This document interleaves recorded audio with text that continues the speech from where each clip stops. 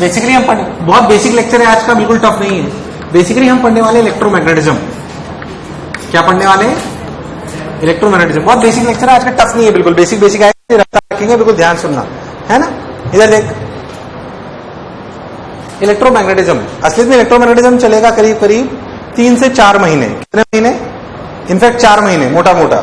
आपके में 3 ही major portion होते हैं, optics, electromagnetism and modern physics. And इस इलेक्ट्रोमैग्नेटिज्म में कई सारे chapter, electrostatic 1, electrostatic 2, current study, capacitor, magnetism, EMI, AC, है ना। और जेई मेन का एक और chapter electromagnetic wave. Electromagnetism, electromagnetism is basically what? अगर अपन बात करें तो अभी तक जब अपन 11th में पढ़ते आए थे, मैंने पहले ही बोला था 11th पढ़ना आसान होता है। क्यों आसान होता है? क्योंकि 11th में हमने जितनी भी चीजें देखी होती है वो सब प्रैक्टिकल देखी होती है, कि भाई साइकिल है चल रही है, स्कूटर है चल रहा है, एसएचएम पार्टिकल है, स्प्रिंग देख ली, बहुत सारी चीजें अपन ने देखी होती है। ऑप्टिक्स में भी थोड़ी फील आती है क्योंकि लाइट आ रही है, अपन ने देखी है उसे, भले अपन ने कोई ऑब्जेक्ट टाइप वो नहीं है बट वो हमने देखी। बट इलेक्ट्रोमैग्नेटिज्म में बात होती है इलेक्ट्रिक फील्ड की, जो हमने देखी, मैग्नेटिक फील्ड जो हमने देखी, उनका एहसास जरूर हुआ है हमें कि फोर्स लग रहा है। 2 मैग्नेट को पास लाओ, बोलो क्या फोर्स लगता है, पर हमें कुछ भी दिखाई नहीं देता। तो अदृश्य चीजों की बात करते हैं पूरे इलेक्ट्रोमैग्नेटिज्म में। Basically electromagnetism is what? Electromagnetism is basically study of charge, is basically study of charge, is basically study of charge. Study of charge है, स्टडी ऑफ चार्ज। अच्छा भाई, अगर कोई बेसिक चीज इलेक्ट्रोमैग्नेटिज्म स्टडी ऑफ चार्ज है तो हमें basic charge की प्रॉपर्टीज आनी। तो हम शुरुआत करते हैं, जो हम बेसिक शुरुआत करते हैं वो है प्रॉपर्टीज ऑफ चार्ज, जो कि बहुत नॉर्मल प्रोसीजर है, आप सब लोग जानते हो, पर फिर भी एक बार अपने को पढ़ना चाहिए। What do you mean by properties of charge? तो बेसिक बात, electromagnetism is basically what? Study of charge. अब हम बेसिक प्रॉपर्टीज की बात करते हैं। Basic property of charge. अच्छा भाई, बेसिक प्रॉपर्टी ऑफ चार्ज क्या है? बेसिक प्रॉपर्टीज ऑफ चार्ज देखते हैं। बेसिक प्रॉपर्टीज ऑफ चार्ज है, हो बेसिक प्रॉपर्टीज ऑफ चार्ज है। क्या है basic properties of charge? Basic properties of charge है, चार्ज कितने टाइप के होते हैं? 2 कि 1? कितने टाइप? 2 टाइप के होते हैं। कौन कौन से? पॉजिटिव और, बहुत बेसिक बातें कर रहा हूं, जल्दी करते हैं। पॉजिटिव और, अरे यार हाँ ना बोल। अगर पॉजिटिव और पॉजिटिव ले और नेगेटिव ले तो प्यार की दुश्मनी, प्यार दुश्मनी, रिपल्शन अट्रैक्शन दुश्मनी, कोई बुराई वाली बात, हाँ ना बोल। और प्लस माइनस प्यार, अरे यार हाँ ना बोल। प्लस प्लस दुश्मनी, माइनस माइनस दुश्मनी, प्लस माइनस प्यार। इंसानों की तरह इसमें कोई अपवाद नहीं होते।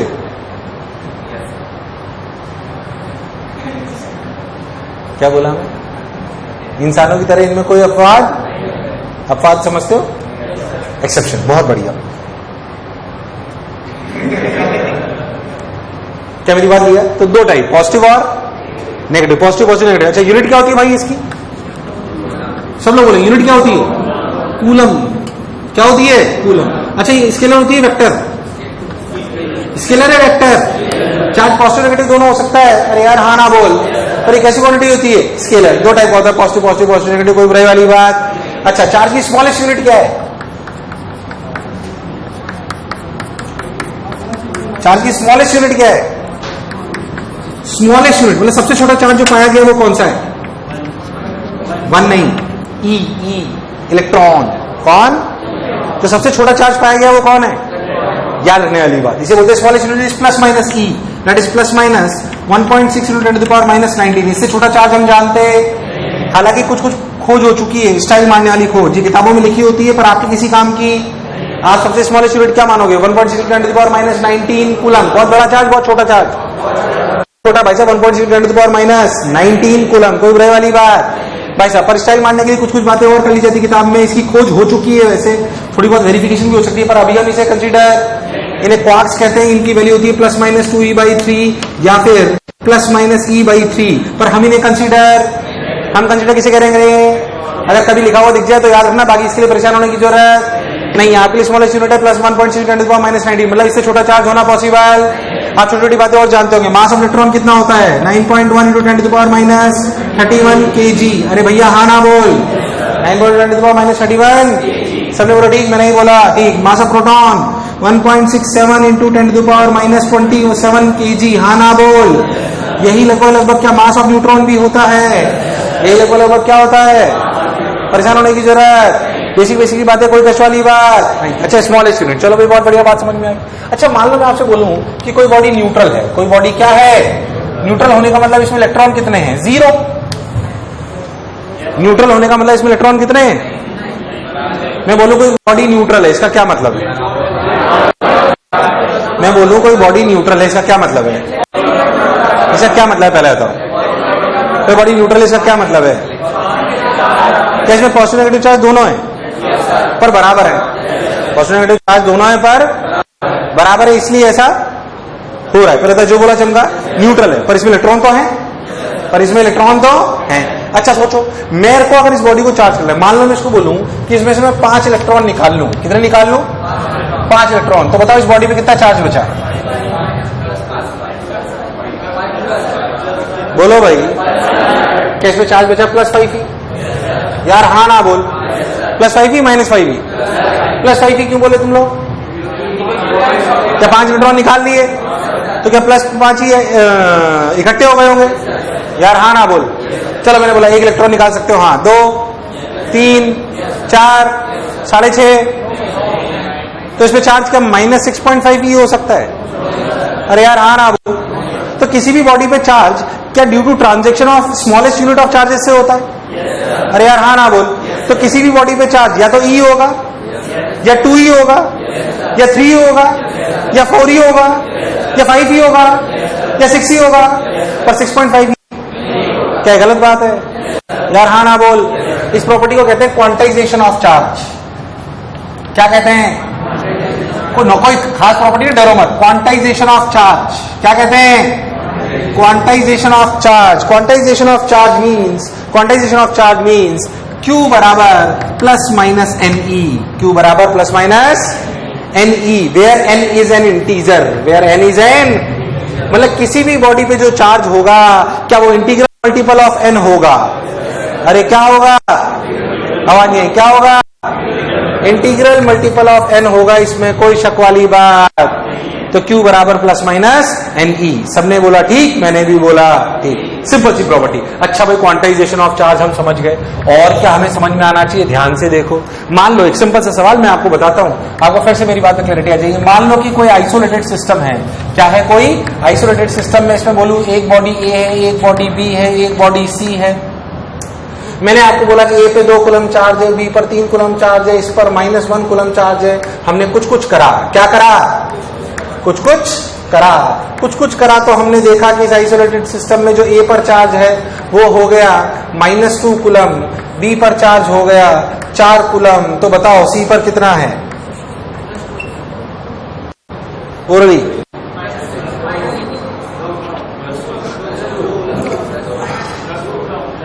तो बताओ C पर कितना है, सब लोग बताओ, कितना, सही बताओ, कितना, +2, एकदम पक्का, यार हाँ ना बोल।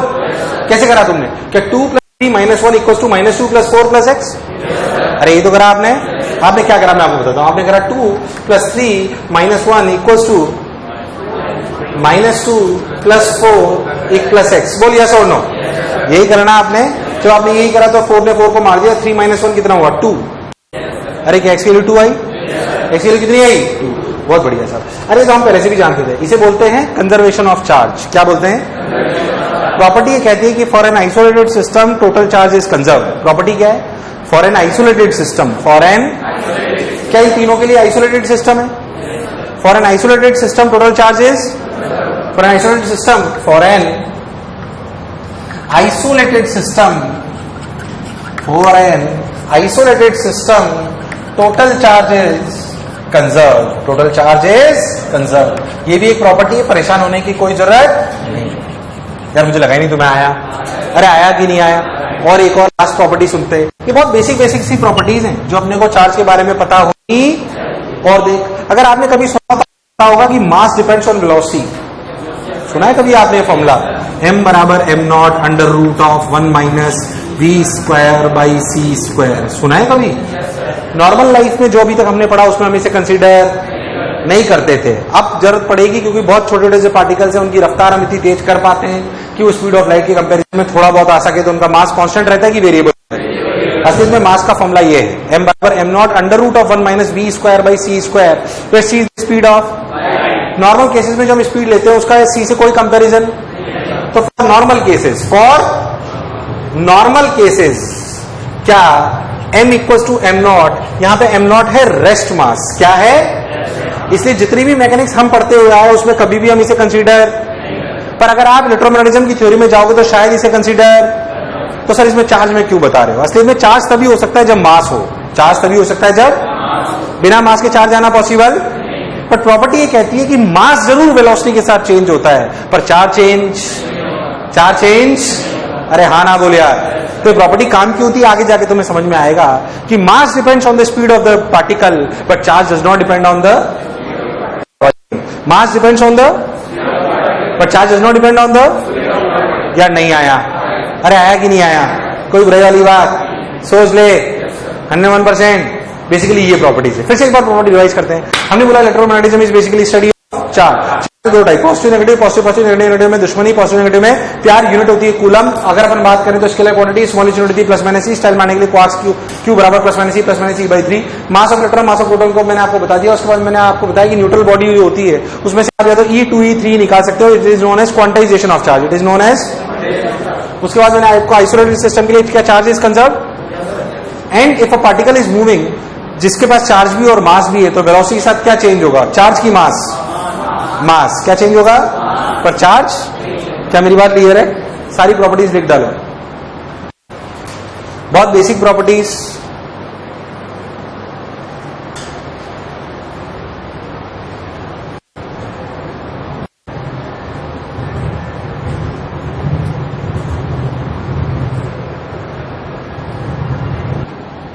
एयरटेल का ले रखा है तुमने, बीएसएनएल का ले रखा है? ये लास्ट वाली प्रॉपर्टीज देख लेना कि charge does not depend on the velocity या speed, charge does not depend on the speed but mass depends on speed, है ना।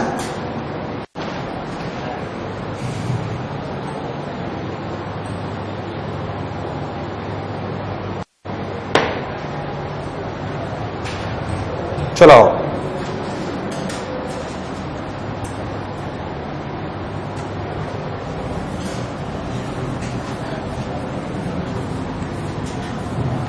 और देख,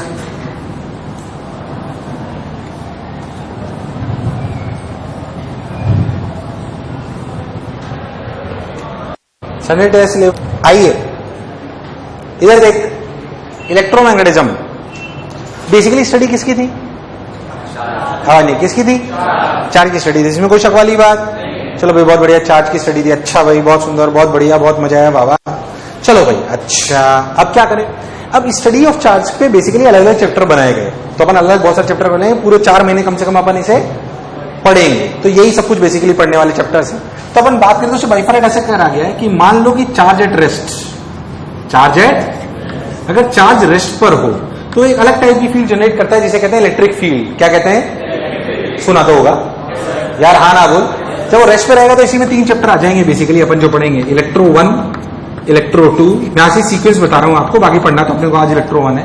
इलेक्ट्रोस्टैटिक्स बहुत बड़ा होता है इसलिए हमने इसे 2 भागों में तोड़ दिया, इलेक्ट्रो 1 और electro 2। Electro 2 basically includes conductors and Gauss law, जो कि थोड़ा समझने वाला पार्ट है, और electro 1 which is based on mechanics, which is based on जो हम आज स्टार्ट करेंगे। इलेक्ट्रिक फील्ड भी उसमें काफी सारी चीजें, और इसमें पढ़ेंगे अपन एक कैपेसिटर। क्या पढ़ेंगे? कैपेसिटर। पहले तो जो बोला चमका, ये चार्ज जब रेस्ट पर होता है तो एक टाइप की फील्ड जनरेट करता है जिसे हम बोलते हैं इलेक्ट्रिक फील्ड। मेनली इस पर चर्चा करेंगे इलेक्ट्रिक फील्ड की। किसकी करेंगे? Electric field. पहले बता हाँ कि ना। और सुन, इसके बाद अगर चार्ज मूव करने लग जाए with constant velocity, charge with constant velocity, charge with constant velocity, हाँ ना बोल यार, तो बेसिकली वो प्रोड्यूस करने लगता है मैग्नेटिक फील्ड। क्या प्रोड्यूस करने लगता है? Magnetic field. तो उसी का एक पार्ट होगा करंट इलेक्ट्रिसिटी। क्या होगा? Current electricity. और इसमें चल रहा होगा मैग्नेटिज्म। क्या चल रहा होगा? मैग्नेटिज्म, EMI, AC, ऐसे ही बाइफर्केशन बता रहा हूं, बाकी तो पढ़ने तो है ही अपने को पूरे चैप्टर। तो current electricity, magnetism, EMI, AC। जब चार्ज क्या करने लगेगा? मूव कांस्टेंट वेलोसिटी से। किससे? Constant velocity. और if charge is accelerated, if charge is accelerated, वो एक्सेलरेट करने लगे, एक्सेलरेटेड, तो असलियत में वो electric field and magnetic field दोनों जनरेट करता है। अभी भी करता है, पर इस केस में वो इलेक्ट्रोमैग्नेटिक वेव जनरेट करता है। क्या करता है? इलेक्ट्रोमैग्नेटिक वेव, और we can say electromagnetic wave. याद है वो बताया था इलेक्ट्रोमैग्नेटिक स्पेक्ट्रम? याद है? भूल गया? वो वाला ही प्रोड्यूस करने लगता है। इसका एक चैप्टर है इलेक्ट्रोमैग्नेटिक वेव प्रॉपर्टी। ये सिर्फ जेईई मेन के कोर्स में रटने वाला पोर्शन है सीबीएसई के लिए। वो एक चैप्टर है, उसमें प्रॉपर्टीज इलेक्ट्रोमैग्नेटिक वेव की। बाकी अपने कोर्सेज में कुछ भी, ये मेजर चैप्टर के ऊपर पढ़ेंगे। बेसिकली बात करें तो it is basically study of charge. Charge अगर रुका हुआ हो तो हम ये सब पढ़ेंगे। ये करंट स्टडी पढ़ेंगे इससे पहले, फिर कैपेसिटर पढ़ेंगे। यही डेढ़ दो एक महीने खा जाएगा अपना, फिर बाद में ये खाएगा। पहले था क्या बेसिक बाइफरफिकेशन क्लियर है? आप ऐसा समझो तो चार्ज जब रेस्ट पर हो तो अलग तरीके से बिहेव करता है, कांस्टेंट वेलोसिटी से चले तो अलग तरीके से बिहेव करता है, अरे यार हाँ ना बोल, और एक्सलेट करे तो अलग तरीके से बिहेव करता है। तो उनको अलग अलग चैप्टर में अलग अलग नाम से पढ़ा जाएगा। क्या मेरी बात क्लियर है? यार हाँ ना बोल। आज हम कौन सा चैप्टर चालू करेंगे? इलेक्ट्रो 1। क्या चालू करेंगे? तो लिख लो और हेडिंग डाल लो इलेक्ट्रो 1। ये लिख लो और हेडिंग डाल लो इलेक्ट्रो 1। टाइम पास नहीं करते हैं।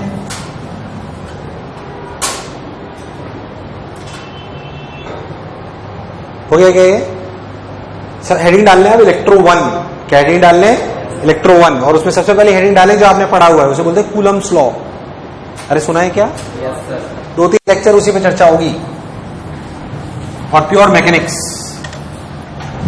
आइए लिखे इलेक्ट्रो 1। अपन तो सबसे पहले हेडिंग डालते हैं कूलम्स लॉ। कौन सा लॉ? कूलम्स लॉ बेसिकली क्या बताता है? क्या दो चार्जेस के बीच का इंटरेक्शन, अगर मैं एक चार्ज यहां रखूं एक चार्ज यहां रखूं, दोनों पॉजिटिव है तो दूर जाएंगे पास। क्या ये इसको टच कर रहा था? ये इसको टच, फिर भी ये कुछ ऐसी चीज जनरेट कर रहा था जिसकी वजह से इस पे फोर्स, बाद में हम उसे इलेक्ट्रिक फील्ड के नाम से जानेंगे। किस नाम से? कि वैसी चीजें धरती माता करती है। धरती माता में बॉल यहां से छोड़ो नीचे गिरती है क्या? तो धरती माता में से हाथ निकल के आता है और बॉल को खींच लेता है। पर क्या धरती माता को ऐसी चीज जनरेट करती है जिसकी वजह से अट्रैक्शन फोर्स, उसे बोलते हैं ग्रेविटेशनल फील्ड। क्या बोलते हैं? आगे 3 ही मेजर फील्ड आएंगी, ग्रेविटेशनल फील्ड, इलेक्ट्रिक फील्ड और मैग्नेटिक फील्ड। जो मैं बोला चमका बेसिकली इन चार्जेस के। अच्छा वो अब ये तो पता पड़ गया कि भाई दो चार्जेस हो तो उनके बीच में जब होते हैं तो उनके बीच कोई ना कोई फोर्स तो लगता है। वो फोर्स कितना है वही किसने दिया?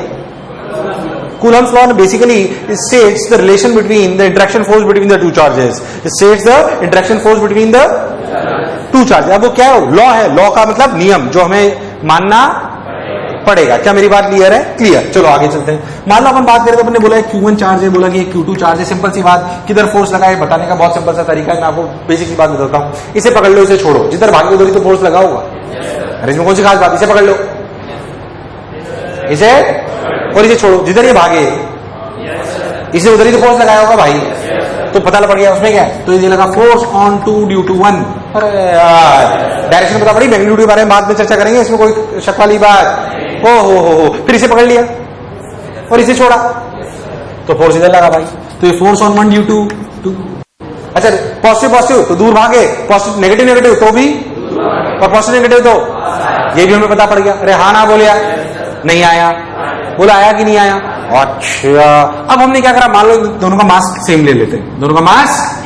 अब फोर्स और मैग्नीट्यूड पे चर्चा कर लेते हैं थोड़ी सी। कैसे? देख ध्यान से, बेसिक सी बात। मैंने इसे पकड़ा, इसे छोड़ा तो एक्सेलरेशन पता पड़ गया, तो फोर्स पता पड़ गया। अरे हाँ ना बोले यार? फिर इसे पकड़ा, इसे छोड़ा तो क्या एक्सेलरेशन पता पड़ गया, तो क्या फोर्स भी पता पड़ गया। वो देखा तो दोनों का फोर्स सेम आया। क्योंकि दोनों का एक्सेलरेशन सेम आया और दोनों का मास अगर, तो क्या फोर्स भी। अरे यार हाँ ना बोल, मतलब जितना फोर्स ये इस पे लगाएगा कि उतना ही ये इस पे लगाए। अरे हाँ ना बोल यार, क्या डायरेक्शन अपोजिट होगी कि सेम होगी? अच्छा अगर ये एक Q1 प्लस होता और एक Q2 माइनस होता तो डायरेक्शन क्या इधर इधर हो जाती? Force on 1 due to 2 and force on 2 due to 1। बाकी मैग्नीट्यूड क्या अभी भी सेम रहता। तो हमारे एक्सपेरिमेंट से हमें पता पड़ेगा कि फोर्स ऑन 2 ड्यू टू 1 का magnitude is basically force on 1 due to 2 का मैग्नीट्यूड। बोल यस और नो? अरे भाई हाँ ना बोलिया? ओहो, तो हमें बात पता पड़ी भाई साहब कि जो फोर्स है ये दो डिफरेंट बॉडी पे लगते हैं, कि एक बॉडी पे लगते हैं, दो डिफरेंट बॉडी पे लगते हैं, सेम डायरेक्शन अपोजिट। पक्की बात? यार हाँ ना बोल? Magnitude magnitude magnitude. ओहो याद कर, ऐसा कहीं किसी लॉ ने बोला है कि दो डिफरेंट बॉडी पे लगेगा, अपोजिट डायरेक्शन में लगेगा और सेम मैग्नीट्यूड का लगेगा। ऐसे फोर्सेस को क्या बोलते हैं? कहीं पढ़ चुके हो तुम? बोलो क्या बोलते हैं? कहां पढ़ा था? क्या न्यूटन थर्ड लॉ है? क्या ये? अरे न्यूटन का लॉ में यही तो होता था, मतलब electrostatic force is action reaction pair, electrostatic force is अरे नहीं आया।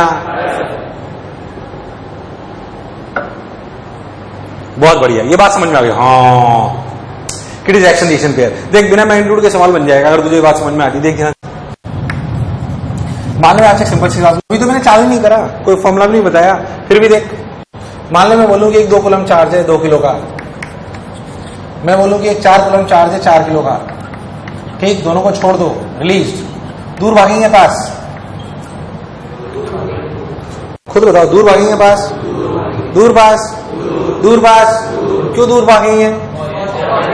मैं बोलो दौड़ते दौड़ते दौड़ते दौड़ते इस 4 कूलम की रफ्तार हो गई 10 मीटर पर सेकेंड, कितनी हो गई?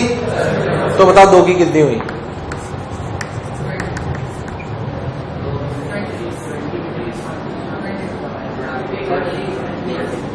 तू बताएगा? अरे कितनी? अरे कितनी? कितनी? 20। कैसे पता पड़ा? अरे कैसे पता पड़ा? मोमेंटम कंजर्व्ड है क्या? दोनों में नेट फोर्स 0 है? दोनों में नेट फोर्स अगर क्यों 0 है? क्योंकि दोनों का फोर्स अपोजिट है, सेम मैग्नीट्यूड। अरे यार, तो हमें पता है भाई नेट फोर्स 0 है। अगर नेट फोर्स 0 है तो क्या momentum is conserve? Momentum conserve का मतलब क्या? मोमेंटम कंजर्व, मोमेंटम कंजर्व का मतलब इनिशियल मोमेंटम 0, फाइनल भी 0। अरे यार हाँ ना बोल। तो पी फाइनल की वैल्यू कितनी? पी फाइनल की वैल्यू हुई 4 into 10, 4 into minus 2 into v, जो भी मानना हो वो वी मान लेते हैं। और वी की वैल्यू कितनी आई? 20। अरे यार हाँ ना तो बोल। मेरे को बता, अभी तो मैंने चालू भी नहीं करा फॉर्मूला लिखना, मैग्नेटिक्स आ गई। मैं कहता ये चला 20 मीटर, बताओ कितना चलेगा? m1 x1 बराबर नहीं आया यार। अरे आया कि नहीं आया? हमने क्या सीखा? हमने देखा कि भाई इलेक्ट्रोस्टैटिक फोर्स 2 डिफरेंट चार्जेस पे लगता है, उनका मैग्नीट्यूड सेम होता है और डायरेक्शन, इसका मतलब क्या वो एक्शन रिएक्शन पेयर है। कैसा पेयर है? एक साइंटिस्ट बहुत खुश हुआ, उसने लिख दिया कि electrostatic force is action reaction pair is a, बहुत बढ़िया, आप खुद खुश हुए। मैंने वो किताब पढ़ी, मैंने वो किताब ये किसी बच्चे ने पढ़ी, उसने बोला अच्छा action reaction pair, 2 different body पे लगता है, Q1 Q2, सेम मैग्नीट्यूड का होता है, ओके, अपोजिट डायरेक्शन होता है, ओके। उस बच्चे ने सही सोचा कि गलत? अगर किताब में लिखा हो कि electrostatic force is action reaction pair, तो ये सही बात, बच्चे ने सही इंटरप्रेट करा कि नहीं करा? करा। वो गलत थोड़ी है, 2 different body, direction opposite, magnitude same. बच्चा बोलेगा आपने जो बोला वही तो करा, पर असलियत में वो सच्चाई से दूर है कि पास है? क्योंकि ये तो सही बात नहीं। तो अपने साइंटिस्ट को लगा यार मेरे को स्टेटमेंट में और क्लैरिफिकेशन लाना। उसने बोला कि it is action reaction pair but the forces always acts along the line joining the 2 charges. रवा नहीं है यार। उसने it is action reaction pair but the forces always acts along the 2 charges. और जो एक्शन रिएक्शन पेयर हो forces और along the line joining भी लगे, उन्हें कहते हैं सेंट्रल फोर्सेज। क्या कहते हैं? क्या कहते हैं? तो मैंने इंटरेक्शन फोर्स के बारे में क्या क्या बताया? It acts on 2 different charges. क्या direction of forces is opposite? क्या magnitude of forces is same? That is why it is called as action reaction pair. It also acts along the line joining the 2 charges and it is also known as central forces. It is also known as, आवाज नहीं, बोलो clear है एकदम? पक्की बात? अच्छा, अब चलो मैग्नीट्यूड की बात कर लेते हैं। अब जब मैग्नीट्यूड पे चर्चा करी गई तो अगेन सिंपल से चर्चा करी गई कि फोर्स ऑन 1 2 का मैग्नीट्यूड या फोर्स ऑन 2 ड्यू टू 1 का magnitude is directly proportional to Q1 Q2। Basically जितना हमने चार्ज बढ़ाया उतना है फोर्स, चार्ज डबल कर दिया कोई भी एक तो फोर्स डबल हो गया। अरे यार हाँ ना बोल, मतलब ये डायरेक्टली प्रोपोर्शनल टू Q1 भी था और ये डायरेक्टली प्रोपोर्शनल टू Q2 भी था, इसमें कोई शक वाली बात। फिर हमने करके देखा भाई साहब दूरी से क्या हुआ, दूरी बढ़ाई तो फोर्स घटा, मान लो दूरी डबल कर दी तो ये 1/4 रह गया, तो ये तो हमें पता पड़ गया इट इज 1/r²। पहले था जो बोला चमका। तो जो फोर्स का मैग्नीट्यूड का फॉर्मूला आया वो आया ऐसा, क्या इसके साथ एक प्रोपोर्शनलिटी कांस्टेंट आना चाहिए, बोलते हैं K। क्या बोलते हैं? K Q1 Q2/r²। K Q1 Q2 आपको याद हो तो इस K को लिखा जाता है, ये सब रटने का है, 1/4πε0। याद है ε0 पे पहले भी चर्चा हो चुकी है। याद है जब स्पीड ऑफ लाइट की बात बताई थी, C बराबर √1/ε0 μ0, और मैंने बताया था कि ε0 is the factor of electric field and μ0 is the factor of magnetic field. वही एप्सिलॉन नॉट वाला, इसे बोलते हैं परमिटिविटी ऑफ फ्री स्पेस। क्या कहते हैं? Permittivity of free space. याद रखना है, इसमें कोई शक वाली बात, लॉ का प्रोपोर्शनलिटी कांस्टेंट है, आपको याद होना एप्सिलॉन नॉट। इसे बोलते हैं के, जो प्रोपोर्शनलिटी कांस्टेंट आता है के, उसकी रियलिटी में वैल्यू होती है 1/4 पाई एप्सिलॉन नॉट। अगर अपन लॉ की बात करें तो उसे ऐसे लिखा जाता है 1/4 pi epsilon not Q1 Q2 by r square. इस 1/4 पाई एप्सिलॉन नॉट को फिर एक पूरा कांस्टेंट मान लिया गया, बाकी लॉ तो ऐसे ही दिया गया था और बताया गया था कि epsilon not is the permittivity of free space, और इसकी वैल्यू एप्सिलॉन नॉट की वैल्यू बोली गई 8.85 into 10 to the power -12 into 10 to the power minus, यार आवाज नहीं है यार। अगर आप बहुत ध्यान से देखो तो एप्सिलॉन नॉट की यूनिट क्या होगी, एप्सिलॉन नॉट को इधर ले जाओ तो उसकी यूनिट होगी coulomb square newton metre square. क्या होगी? Coulomb square upon newton metre square. मुझे लगा नहीं तुम्हें आया। अगर आप एप्सिलॉन नॉट की वैल्यू ये रख दोगे तो के की वैल्यू निकल के आएगी 9 इंटू 10 टू द पावर 9 और उसकी यूनिट होगी न्यूटन मीटर स्क्वायर पर कूलम स्क्वायर। अरे मुझे लगा ही नहीं तुम्हें आया। अरे आया कि नहीं आया? पहले था जो मैं बोला क्या चमका? एकदम पक्का? सोच लो, अभी खत्म नहीं हुआ लॉ। लॉ बेसिकली बच्चे सब के क्यू बाय आर स्क्वायर रख लेते, उसकी बहुत सारी प्रॉपर्टीज याद होनी चाहिए। Two different body, opposite side, opposite direction, same magnitude, along the line joining, central forces, action reaction pair. अरे हाँ ना बोले यार। एक और प्रॉपर्टी, ये कंजर्वेटिव फोर्स है। कैसा फोर्स है? अगर तुम्हें याद हो तो 3 टाइप के फोर्सेस तुम्हें पढ़ाए होंगे कंजर्वेटिव में। एक 2 टाइप के फोर्स होते हैं, कंजर्वेटिव और याद है कंजर्वेटिव में भी 3 पार्ट टाइप लिखाए गए होंगे। एक कांस्टेंट फोर्स टाइप, एक F x I cap plus F I J cap, और एक परफेक्ट डिफरेंशियल जो एक्स वाई आई कैप प्लस एक्स जेड के कैप टाइप होता है। नहीं आता है तो चिंता मत करो, मैं इसको पढ़ाऊंगा पूरा। कंजर्वेटिव फोर्स याद करो, किसके लिए पोटेंशियल डिफाइंड होती है? Conservative, non conservative. Conservative forces वो होते हैं जिनका वर्डन पाथ पर डिपेंड। कम से कम 3 लेक्चर हम पढ़ेंगे potential energy for electrostatic electric field, जिसे हम बोलेंगे पोटेंशियल। क्या बोलेंगे? पोटेंशियल के नाम से हम जानेंगे, तो उसे हम पढ़ेंगे, परेशान होने की कोई जरूरत। बस आप याद रखोगे जो अपना इलेक्ट्रोस्टैटिक फोर्स है वो कैसा फोर्स है? Conservative, non conservative. और कंजर्वेटिव वो फोर्सेज होते हैं जिनका वर्डन पाथ पे डिपेंड। अरे हाँ ना बोले यार। तो आपको याद रखना है कि इलेक्ट्रोस्टैटिक फोर्स कैसा फोर्स है? Conservative force. कैसा है? पता जो मैं बोला चमका। आज जो बोर्ड में लिखा है वो सब लिख लो अपार्ट फ्रॉम दैट एग्जाम्पल, बाकी सब मैं लिखाता हूं। अपार्ट फ्रॉम दैट एग्जाम्पल जो भी बोर्ड पे लिखा है वो आप सब लोग उतार लें, बाकी सब मैं लिखाता हूं।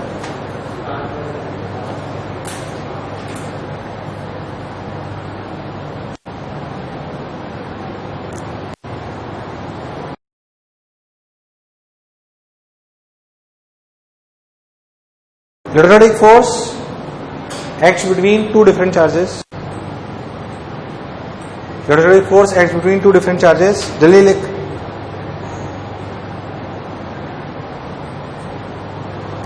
Electrostatic force acts between two different charges. अभी कहां से घंटी बज गई? Electrostatic force acts between two different charges. Next लिख। Magnitude of forces is same. Magnitude of forces is same. Direction of forces is opposite. Direction of forces is opposite. Direction of forces is opposite. Direction of forces is opposite. Next lick. Direction of forces is opposite. Next lick. और क्या था? हाँ, इसलिए लिखो due to above points we can say it is action reaction pair. Due to above points we can say it is action reaction pair. Due to above points we can say it is action reaction pair. Due to above points we can say it is action reaction pair. बोलो clear है? Next लिखो electrostatic force always acts along the line joining the two charges. Electrostatic force always acts along the line joining the two charges. Electrostatic force always acts along the line joining the two charges. Along the line joining the two charges. ठीक है?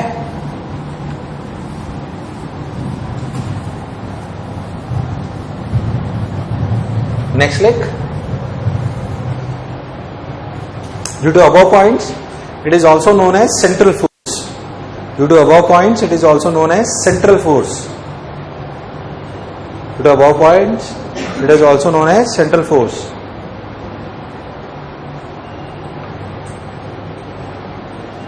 Next लिखो, electrostatic force is a conservative force.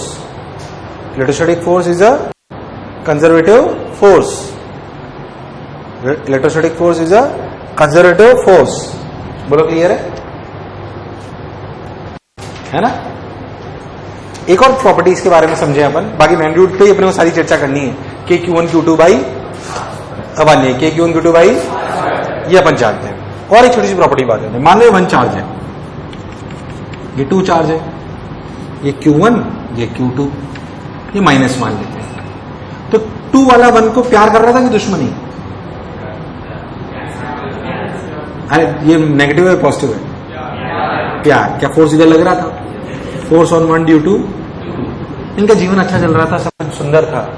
पर इस 1 के जीवन में कोई और भी आ गया, Q3 माइनस Q3. कौन? Minus Q3. क्या माइनस Q3 ने भी 1 को प्यार देना चालू कर दिया? दिया कि नहीं दिया? क्यों चुड़ी मार? बहुत बढ़िया. ये जो फोर्स ऑन 1 ड्यू टू 3 है, जब Q3 नहीं था तो ये फोर्स ऑन 1 ड्यू टू 2 था, ये इसका प्यार था. इसके आने से इस प्यार पे क्या फर्क पड़ा? कुछ फर्क नहीं पड़ा. ये भी प्रॉपर्टी. अब उसको डेफिनेशन वाइज समझें. Force of interaction between 2 charges is independent of presence और एब्सेंस ऑफ अदर चार्जेस. क्या नेट प्यार ऑन Q1 बढ़ गया? बट Q2 की वजह से जो प्यार में कोई कमी? असली जीवन में ऐसा नहीं होता. एक प्यार रख लो, अगर दूसरा प्यार लेने की कोशिश करी तो दोनों खत्म. हाँ कि ना? बताओ, क्या मेरी बात क्लियर है? उसमें नहीं कि प्यार इज इंडिपेंडेंट ऑफ प्रेजेंस और एब्सेंस ऑफ अदर गर्लफ्रेंड्स. क्यों चिड़ी मार?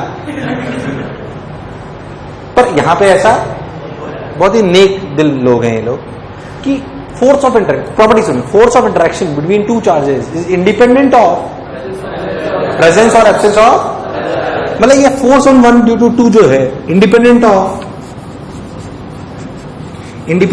Q3. हाँ, 1 पे नेट चार्ज चेंज हो गया वो एक अलग बात है, बट 2 की वजह से फोर्स पे कोई चेंज. बोलो क्लैरिटी एकदम. क्या बात समझ में आई है? तो जो बनाया हुआ इसे बनाओ और जो लिखा रहा हूं लिख. अच्छा लिख लो कि फोर्स ऑफ इंटरेक्शन, ये भी प्रॉपर्टी है, force of interaction between 2 charges is independent of presence और absence of other charges. Force of interaction between 2 charges is independent of presence और absence of other charges. is independent of presence or absence of other charges. is independent of presence or absence of other charges. हो. ठीक है. और एक और property लिख लो जिस पे चर्चा मैं बाद में करूंगा, अभी सिर्फ लिख लो प्रॉपर्टी में कि electrostatic force, net electrostatic force depends on the medium. Net electrostatic force depends on the medium. Bracket में लिखो चर्चा बाद में, चर्चा बाद में. बस अभी प्रॉपर्टी लिख लो. अच्छा, अब मुझे एक चीज बताओ, क्या मेरे को ऐसा सवाल कराने की जरूरत है? कैसा सुने, ध्यान से देखें. एक 2 कूलम चार्ज, एक 5 कूलम चार्ज 2 मीटर की दूरी पे रखें, फोर्स बताओ. क्या ऐसा सवाल करने की जरूरत है? पक्की बात. एक जेई का सवाल आया हुआ बताता हूं मैं आपको, जेई मेन में आया था एक बार. क्या बताते हैं कि 2 चार्जेस है Q1 एंड Q2. ऑप्शन दिए थे, मैं ऑप्शन नहीं दूंगा. दोनों 1 मीटर की दूरी पर है. कितनी दूरी पर है? सवाल ऐसे दिया था कि Q1 Q2 1 मीटर की दूरी पर है. Find minimum possible force between them.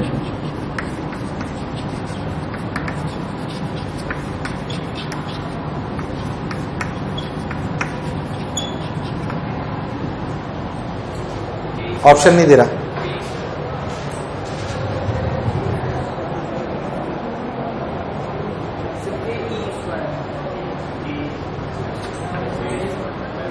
JEE में है वो सवाल है, जेई में ऑप्शन नहीं दे रहा मैं. पूछा find out the minimum possible force between them. दूरी 1 मीटर है दोनों के बीच की। उसने पूछा इन दो चार्जेस, अगर कोई दो चार्जेस हैं क्यों, तो उनके बीच का मिनिमम पॉसिबल फोर्स क्या हो सकता है? क्या हो सकता है? अरे फोर्स क्या है? k/1 तो फोर्स है अगर k/1 अरे तो k तो कांस्टेंट है, 1 भी आपने कांस्टेंट कर दिया तो चेंज कौन हो सकता है? पर Q1 की सबसे यूनिट छोटी यूनिट क्या है? E। बेसिकली आपको सवाल ये पता होना चाहिए था कि स्मॉलेस्ट यूनिट क्या होती है? E। यार तुम्हें नहीं आया, तो प्रॉपर्टी पे सवाल था, वो किसमें सवाल था? बहुत नहीं आया। अरे आया कि नहीं आया? तो F मिनिमम क्या आया? F मिनिमम आया k/2। ये आंसर था, 4 ऑप्शन दिए हुए थे तो अब लगाना था, उसमें कोई खास बात फिर था, जो मैं बोला चमका उता। और बेसिक से अब स्टार्ट करते हैं। बेसिकली जितनी अच्छी आपकी मैकेनिक्स होगी उतना जल्दी आपको समझ में आएगा इलेक्ट्रोस्टैटिक्स 1। देखें ध्यान से,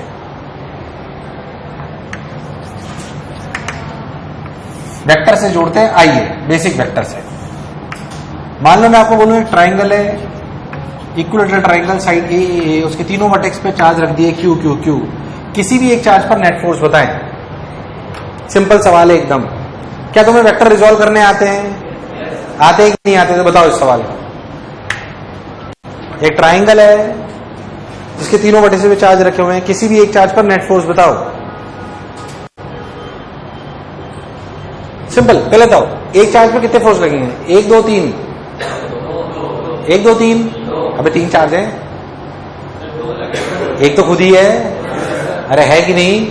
तो सोच इस वाले चार्ज पर क्या इसकी वजह से फोर्स इधर लगेगा?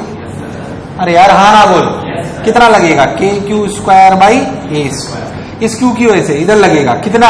kq²/a²। ये फोर्सेस वेक्टर होते हैं, स्केलर होते हैं?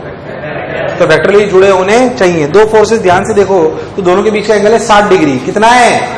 और क्योंकि दोनों बराबर है इसलिए रिजल्टेंट क्या बिल्कुल बीच में आ जाएगा। यार हाँ ना बोल यार।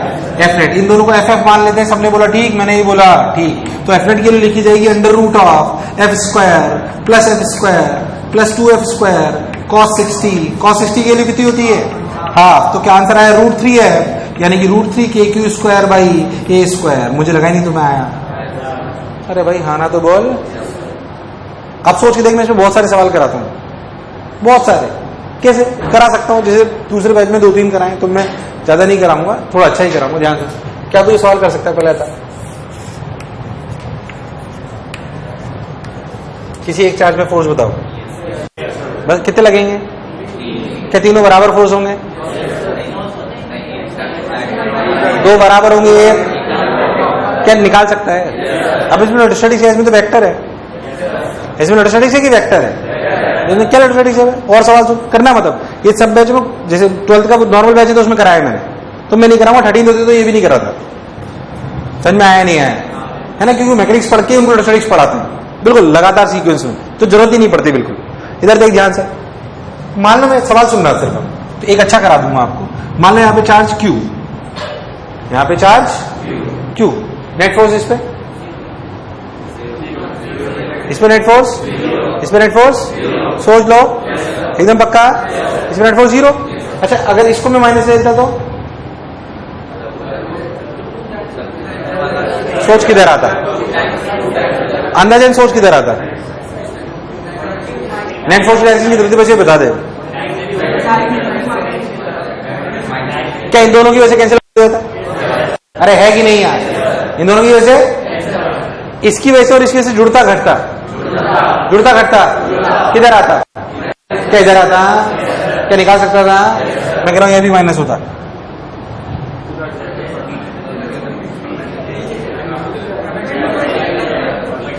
किधर आता बोल? Vertically downwards. सबको क्लिक कर रहा है? मैं कह रहा हूं हेक्सागन ले लो। यहाँ Q Q Q Q Q Q, centre पे Q, नेट सेंटर पे। एक को माइनस कर लो तो क्या अंतर आ जाएगा? 2 को माइनस कर लो तो क्या अंतर आ जाएगा? अब ये सब कैलकुलेशन है यार। पेंटागन रख लो, हेक्सागन रख लो, ऑक्टागन। बोल है कि नहीं? है सब वेक्टर ये? क्या ये? क्या ये? करता जो मैं बोला चमका। तो मैं इसका एक अच्छा वाला करा देता हूं, एक बिल्कुल बेसिक। मैंने बताया कैसे कैसे सवाल बन सकते हैं, हर सवाल पे अपन 5-5 10-10 मिनट निकाल सकते हैं। अपन इस पे थोड़ा एक अच्छी कैलकुलेशन वाला कर लेते हैं। ध्यान से सुनो। आइए अरे तुम्हें समझ तो आया ना? क्या करा जा रहा है बोलो, क्लैरिटी है? कैसे मिलाया गया ध्यान से देख। मान लो कि आपकी एक घड़ी है, क्या ये घड़ी, घड़ी में आपको याद हो तो नंबरिंग ऐसे डली होती है। देख 12 1 2 3 एक 1 2 3 4 5 6 7 8 9 10 11 और 12 कूलम, सब कूलम। जितने नंबर होते हैं ना वो कूलम लिख कर दिए इसने, इतने चार्ज रख दिए यहां पे। बोलो क्लियर है इधर, है ना? और इसका रेडियस ए मान लो, जो आपको मानना मान लो, और यहां पे एक चार्ज रख दिया 1 कूलम। कितना रख दिया? Find out the net force on 1 coulomb in terms of I cap J cap.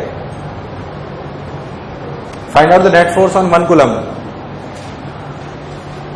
Find out the net force on 1 coulomb. सोचो 1 coulomb पे कितने फोर्स लग रहे हैं?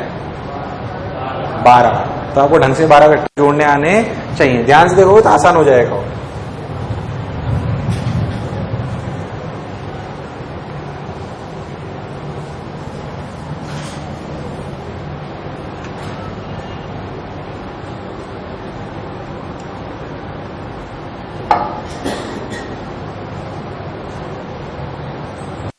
हाँ देखो इधर, पहले था ध्यान से देखो तो 6 फोर्स बराबर आ जाएंगे।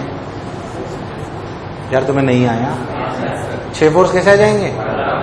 लॉजिकली सोचता है।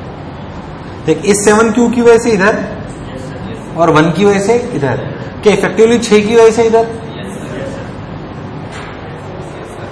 ऐसे ही यहां 2 और 8 में भी क्या 6 का इधर बचा? क्या 3 और 9 में भी 6 का इधर बचा? 4 और 10 में भी 6 का इधर बचा, 5 और 11 में भी 6 का इधर बचा, 12 और 6 में भी इधर नीचे बचा। तो कुल मिला के 6 फोर्स बचे, 6 कूलम वाले। कितने? उनकी डायरेक्शन कैसे आई देखो ध्यान से, 1 2 3 4 5 6। और अगर आप बहुत ध्यान से देखो तो तीनों का मैग्नीट्यूड बराबर है, एफ के बराबर, एफ है।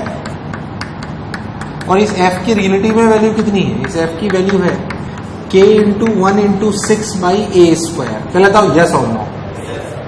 अब आई कैप जे कैप सिंपल प्योर कैलकुलेशन, इसमें क्या इलेक्ट्रोस्टैटिक्स है यार? लॉजिकली सोचो तो ये सारे एंगल 30-30 डिग्री है। यार तुम्हें नहीं आया? कितने डिग्री है? 30-30 डिग्री है सारे एंगल। अगर आप बहुत ध्यान से देखो तो इस f और इस f का वर्टिकल कंपोनेंट कट जाएगा, और इस f और इस f का वर्टिकल, तो वर्टिकल में सिर्फ ये एफ बचेगा, और हॉरिजॉन्टल में इन सबके हॉरिजॉन्टल कंपोनेंट बचेंगे। बोल बचेगा कि नहीं बचेगा? तो हॉरिजॉन्टल कंपोनेंट लिखता हूं, देखना ध्यान से, F plus 2f cos 30 plus 2f cos 60 आई कैप माइनस एफ जे कैप। मुझे लगा ही नहीं तुम्हें आया। तुम्हें समझ आया मैंने क्या करा? अरे यार क्या चीज है ये इलेक्ट्रोस्टैटिक्स है कि वेक्टर है? इलेक्ट्रोस्टैटिक क्या है भाई? इसमें कोई खास इलेक्ट्रोस्टैटिक्स, वेक्टर है ये सब। तो वेक्टर अच्छा होगा तो आपसे सवाल हो जाएगा, उसमें कौन सी खास बात? नहीं आया ना? अरे आया कि नहीं आया? अब बहुत सारे सवाल दे सकते हैं। थोड़ा अच्छा था जो मैंने आपको कराया। मेरे हिसाब से तुम इसे सोच पाए कि नहीं सोच पाए? गुड, सोच जाए तो अच्छी बात है, बाकी आंसर आए। कोई दिक्कत? थोड़ा बेसिक मैथ से मिलाता हूं, देख आइए। रफ्तार तेज रखते हैं, आओ। मान लो कि ओरिजिन पे एक 1 कूलम रखा हुआ है, 1 मीटर पे भी एक 1 कूलम रख दिया, 2 मीटर पे एक 8 कूलम रख दिया, 3 मीटर पे 27 कूलम रख दिया, ऐसे ही 10 मीटर पे 1000 कूलम रख दिया।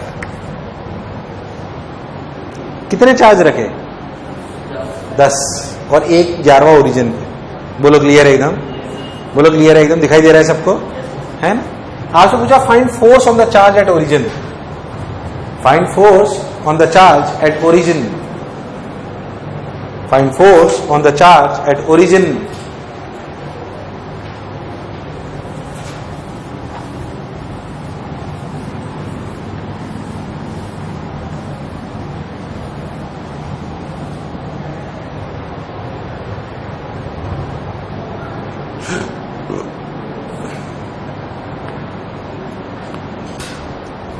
Find force on the charge at origin.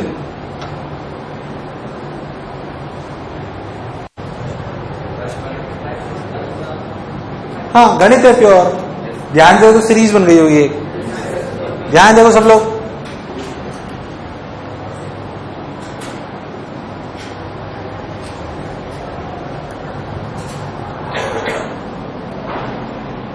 बोला आया कि नहीं आया? फोर्स के देखो तो इन सभी चार्जेस की वजह से फोर्स जुड़ रहे हैं, घट रहे हैं। क्या सभी चार्जेस की वजह से फोर्स एक ही डायरेक्शन में?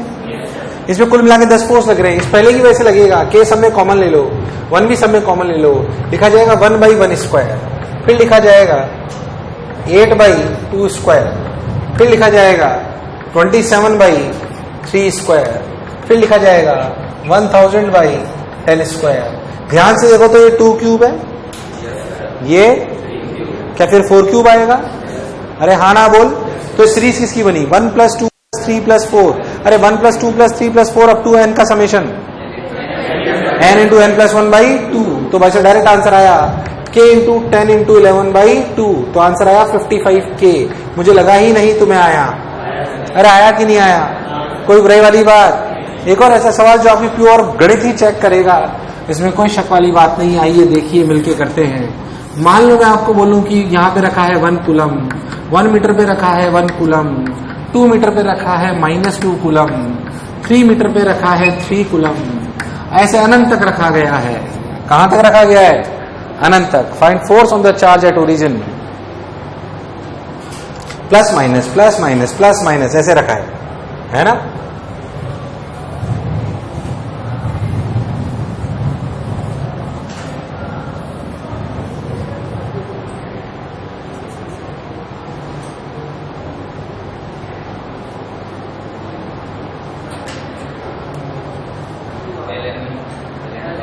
एक सीरीज सुनी है तुमने ln 1 + x की?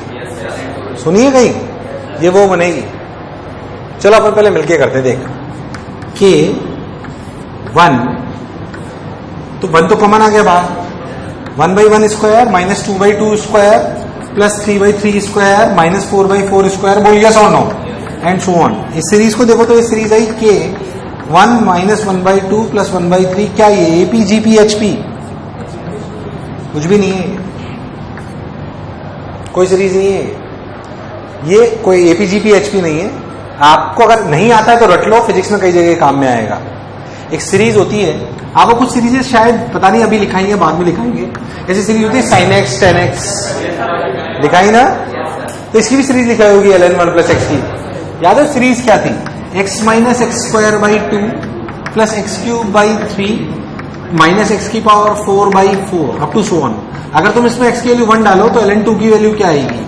1 - 1/2 + 1/3 -1/4 अप टू सो ऑन। बोल यस और नो। देखिए वही सीरीज है, फिजिक्स में कई बार काम आती है, इसलिए आपको याद होनी। तो इसका आंसर है k ln 2। याद रखना, कई जगह आएगा ये, कई जगह सीरीज काम में आएगी। k ln 2 क्या चीज?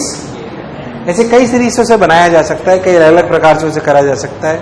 ये मैथमेटिक्स के साथ उसका इन्वॉल्वमेंट है। किसके साथ? मैथमेटिक्स के साथ। उसमें कोई ऐसी खास बात नहीं, बेसिक। ये स्टैंडर्ड सीरीज मेरे को आपको रटवानी थी क्योंकि फिजिक्स में आगे काम में आएगी, इसलिए मैंने आपको अभी बता दी है। और देख, मान लो मैं आपको बोलूं काइनेमेटिक्स से मिलाएं। किससे मिलाएं? वेक्टर से मिला लिया, बेसिक मैथ से मिला लिया, काइनेमेटिक्स से देख। काइनेमेटिक्स देख कैसे? मान लो मैं आपको बोलूं कि Q1 चार्ज है, फिक्स्ड है। क्या है? Q1 चार्ज फिक्स्ड है। मैं इससे बोलूं कि R1 दूरी पे हॉरिजॉन्टल प्लेन है, फ्रिक्शनलेस, उस पर सारा खेल हो रहा है, ग्रेविटी कंसीडर करने की जरूरत नहीं है। बोलो क्लियर है एकदम? HP का मतलब हॉरिजॉन्टल प्लेन, फ्रिक्शनलेस, उस पर Q1 चार्ज फिक्स है और एक Q2 चार्ज है जो कि R1 दूरी पर है, जिसका मास m है, और वो कितनी दूरी पर है?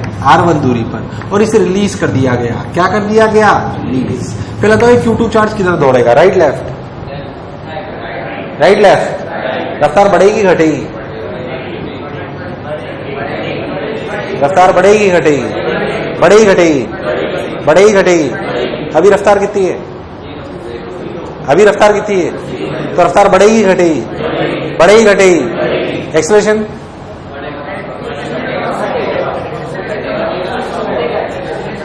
एक्सेलरेशन एक्सेलरेशन घटेगा रफ्तार बढ़ेगी, क्या ऐसा हो सकता है? हाँ, काइनेमेटिक्स याद है कि भूल गए?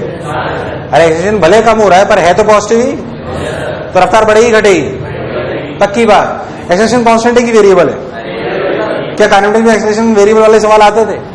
सवाल क्या पूछा गया मैं आपको बताता हूं कि जब ये चार्ज यहां से छोड़ा गया तो ठीक था, बताओ इसकी रफ्तार क्या होगी जब ये पार्टिकल यहां से r2 दूरी पर पहुंच जाएगा, तो बताओ इसकी स्पीड क्या होगी, इसकी स्पीड क्या होगी? अरे भाई हाँ ना तो बोलो यार, कोई बुराई वाली बात?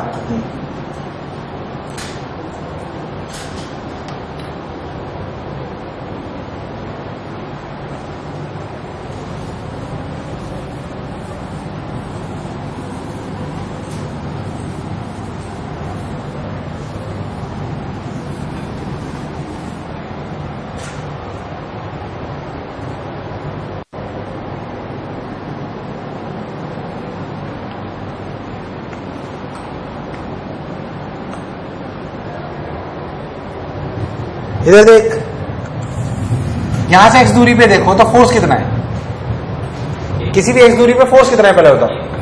k q1 q2 by x square. बताओ फोर्स कांस्टेंट है कि वेरिएबल है? क्या वो x का फंक्शन है? किसका फंक्शन है? x। तो एक्सेलरेशन आ गया k q1 q2 by m x square. बोल यस और नो। क्या एक्सेलरेशन को लिख सकते हैं v dv बाई dx? अरे क्या लिख सकते हैं यार, तुम लोग भूल गए, क्या लिख सकते हैं? अगर v dv बाई dx तो लिखेंगे v dv बराबर k q1 q2 by m dx by x square. बोल यस और नो। पक्की बात। अच्छा बताओ एक्स की लिमिट कहां से कहां तक? कहां से कहां तक? r1 से r2। जब अपन r1 पे थे तो रफ्तार कितनी थी? जब अपन r2 पे पहुंचे तो क्या रफ्तार v थी? क्या v का इंटीग्रेशन v स्क्वायर बाई 2 कितना? 1 बाई एक्स स्क्वायर का इंटीग्रेशन। सब लोग बताओ। -1 बाई एक्स। लिमिट रख दोगे r1 r2 तो क्या 1 बाई r1 -1 बाई r2? यार तुम्हें नहीं आया तो value I k q1 q2 by m 1 by r1 -1 by r2। ध्यान से देखो तो 2 को इधर ले जाओ और स्क्वायर को इधर ले जाओ तो रूट। पहले बताओ क्या आंसर एकदम क्लियर है? अरे हाँ ना बोल, कोई कष्ट वाली बात? ये काइनेमेटिक्स क्या है? इसी सवाल का मैं वन लाइन सॉल्यूशन दूंगा जब आपको कंजर्वेटिव फोर्स पढ़ा दूंगा। क्या पढ़ा दूंगा? जब मैं आपको पोटेंशियल एनर्जी पढ़ा दूंगा तो इसी सवाल का वन लाइन सॉल्यूशन होगा बाई पोटेंशियल एनर्जी कॉन्सेप्ट। तो लिख लो one line solution by potential energy concept और 2 लाइन छोड़ दो। जब आप बताऊंगा तो इसी सवाल को दोबारा रिपीट करूंगा तो तुम्हें एहसास कराऊंगा कि देख पोटेंशियल एनर्जी डराने की चीज नहीं है, सवाल को छोटा करने की चीज है। तो भी लिख लो one line solution by potential energy concept, और ये मैं तब बताऊंगा आपको, यहीं पे लिखवाऊंगा, याद कराऊंगा। देख मैंने बोला था ये एक लाइन में सॉल्यूशन होगा इसी सवाल का। देखो छोटे छोटे सवाल कैसे कर सकते हैं, उतारने की कोई जरूरत नहीं है। मान लो मैं आपको बोलूं एक चार्ज Q1 है, ये फिक्स्ड है। क्या है ये? फिक्स्ड। मैं बोलूं एक ब्लॉक है जिसका मास m है, जिसपे चार्ज Q2 है, यहाँ पे कोएफिशिएंट ऑफ फ्रिक्शन म्यू है, ये दूरी d है। आपसे पूछा जाए find out the maximum value of Q2 so that it is in at rest. क्या तू सवाल कर सकता है? क्या k Q1 Q2 by D square should be less than mu mg? अरे हाँ ना बोले यार। मैं कह रहा हूँ इंक्लाइन प्लेन पे रख दो तो भी क्या तुम सवाल कर सकते हो? ऐसे चाहूंगा सवालों में कोई खास बात यार मुझे लगा नहीं तुम्हें आया। फ्रिक्शन के साथ जोड़ लो, उसमें ऐसी कोई रॉकेट साइंस मुझे लगा नहीं तुम्हें आया। अरे आया कि नहीं आया? तो ऐसे सवाल आपको दिख सकते हैं, इनसे डरने की बिल्कुल जरूरत ना, आपसे अटकने वाले हैं, बहुत आसानी से आपसे होंगे, बिल्कुल परेशान ना हो। क्या जो मैं बोला चमका? क्या मैं तेज पढ़ा रहा हूं? बोलो चमक रहा है एकदम? बहुत बढ़िया। और थोड़ा सा अच्छी जगह जोड़ते हैं, इंटीग्रेशन से जोड़ते हैं। कहां से जोड़ते हैं? आप ध्यान से देखो तो जो हमने अभी फॉर्मूले अप्लाई करे, ये जो फॉर्मूला अप्लाई थे कौन से चार्जेस के लिए थे? वे मतलब कौन से चार्जेस के लिए अपने ये फॉर्मूले सीखे? जो चार्जेस बिखरे हुए थे या पॉइंट चार्जेस? हमने जो Q2 बाई r² पढ़ा तो पॉइंट चार्जेस के लिए था। किसके लिए था? मान लो मैं आपसे एक सवाल पूछूं, मान लो आपसे एक सवाल पूछूं कि आपके पास एक रॉड है जिसपे आपने चार्ज पूरा पूरा बिखेर रखा है। उस चार्ज की उस रॉड की लेंथ L है। कितनी है? L। आपको याद हो तो रॉड में क्या लेते थे? सिग्मा लैम्डा रो। रॉड में कुछ याद है? कुछ याद है? लीनियर वेरिएशन आएगा कि एरियल की वॉल्यूम? लीनियर तो लैम्डा सिग्मा रो। तो इसमें बोला गया कि रॉड है, इसमें चार्ज है लैम्डा कूलम पर मीटर। Lambda coulomb. मैं आपसे बोलूं कि इस रॉड से a दूरी पर एक चार्ज रखा हुआ है Q। क्या रखा हुआ है? वो पॉइंट चार्ज है। क्या ये रॉड इसमें फोर्स लगा रही होगी? क्या उतना ही चार्ज भी रॉड पे लगा रहा होगा? आपसे पूछा find out the force on charge due to rod. आपसे पूछा find out the force on charge due to rod.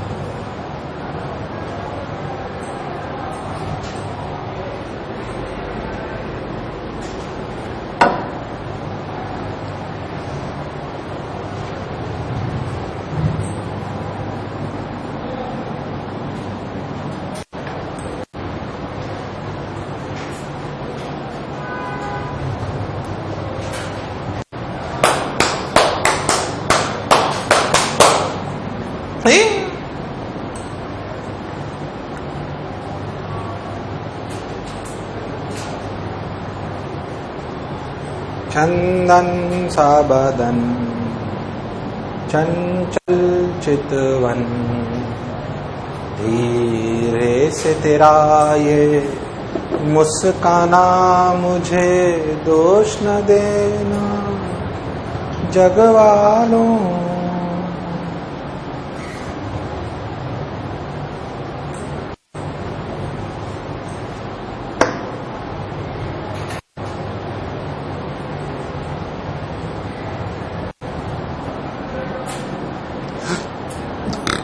Sorry, चलो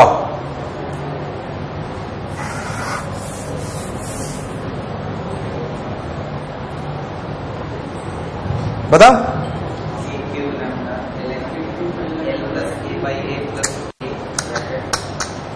गलत है भाई, गलत है, गलत है।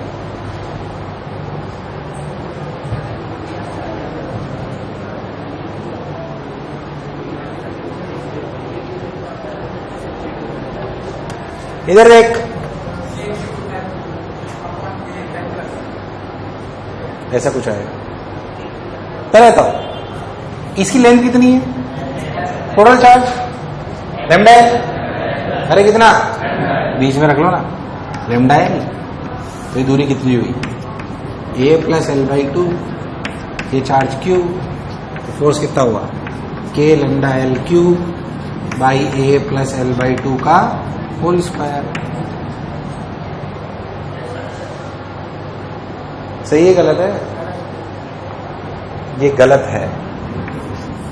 ऐसा विचार अगर मन में आए तो मत रटना, क्योंकि सेंटर ऑफ चार्ज नामक कोई चीज, ये आपने यही तो करा, वो फोर्स 1/r² के प्रोपोर्शनल है, वो लीनियर वेरिएशन। तो आप इसको और इसको एक जैसा मान, इसलिए ये तरीका सही। कभी ऐसा मन में विचार आए तो याद रखना सेंटर ऑफ चार्ज नामक कोई चीज। पहली बात, ये गलत तरीका है ये, क्योंकि कई बार हमारे मन में ऐसे विचार आते, कई बार हमारे मन में ऐसे विचार आ जाते, इसलिए पहले ही बता दूं कि गलत तरीका है, क्योंकि सेंटर ऑफ चार्ज नामक कोई चीज, क्योंकि आपका फोर्स लीनियर वेरिएबल वो 1/r² के प्रोपोर्शनल है। पहली बात तो इसे करेंगे कैसे? क्या रॉड को तोड़ने के तरीके सिखाए गए हैं? एक्स पे जाके जो हमने फॉर्मूले पढ़े थे तो पॉइंट चार्ज के लिए थे, तो क्या इसको मैं अनंत पॉइंट चार्जेस में तोड़ सकता हूं? क्या रॉड को अनंत पॉइंट चार्जेस में तोड़ने का तरीका, क्या एक्स पे जाके डीएक्स का एक एलिमेंट ले लें? क्या ये डीएक्स का जो एलिमेंट होगा क्या ऐसे पॉइंट चार्ज कंसीडर करा जा सकता है? एक्स पे जाके डीएक्स का जो एलिमेंट होगा उसमें जो छोटा सा डीक्यू चार्ज होगा वो डीक्यू चार्ज क्या लेमडा डीएक्स होगा? अरे कितना होगा? क्योंकि उसकी लेंथ ली गई डीएक्स, तो उसका चार्ज होगा लेमडा डीएक्स, और उसे पॉइंट चार्ज मान लेने में कोई बुराई। इस पॉइंट चार्ज की वजह से इस पे लगने वाला फोर्स डीएफ, जो छोटा सा फोर्स डीएफ होगा, उसकी डायरेक्शन इधर होगी और उसे लिखा जाएगा k Q lambda dx by x square. पहले बताओ यस और नो? अरे यार हाँ ना बोल। ऐसे सभी छोटे छोटे छोटे एलिमेंट, अरे इंटीग्रेशन सीख चुके हो तुम थोड़ा बहुत, अरे जानते हो कि नहीं जानते यार? हाँ ना बोलना पड़ेगा। तो ऐसे एक्स पे जाके डीएक्स से जब आप एलिमेंट लेंगे तो K Q lambda dx by x square, K Q lambda dx by x square कैसे इंटीग्रेट कर लेंगे? क्योंकि जब जब आप एलिमेंट चेंज करोगे क्या सभी फोर्सेस की डायरेक्शन इधर ही आएगी, तो डायरेक्ट जोड़ लेने में कोई बुराई मुझे लगा ही नहीं तुम्हें आया। बोलो एक्स लिमिट ए से लेकर ए प्लस एल 1/x² इंटीग्रेशन कितना? -1/x, मतलब 1/a minus of 1/a plus L. अब जो भी है उसे लिख लो। यार मुझे लगा ही नहीं तो मैं आया। अरे आया कि नहीं आया? तो एक तो ये बात बताई कि सेंटर ऑफ चार्ज नामक कोई चीज नहीं होती, और एक रॉड वाली आप चीज आपको सिखाई। बोलो क्लैरिटी एकदम।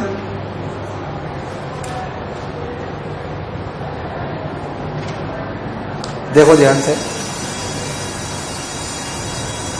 एक सवाल है, एक और इंटीग्रेशन का घर से करके लाना बिना कहीं देखे, कल आते ही करा दूंगा। रिंग ले लो, आर रेडियस, रिंग में क्या लेंगे, लैम्डा कूलम पर मीटर चार्ज है, पूरी रिंग है, और सेंटर पे चार्ज रखा हुआ है क्यू।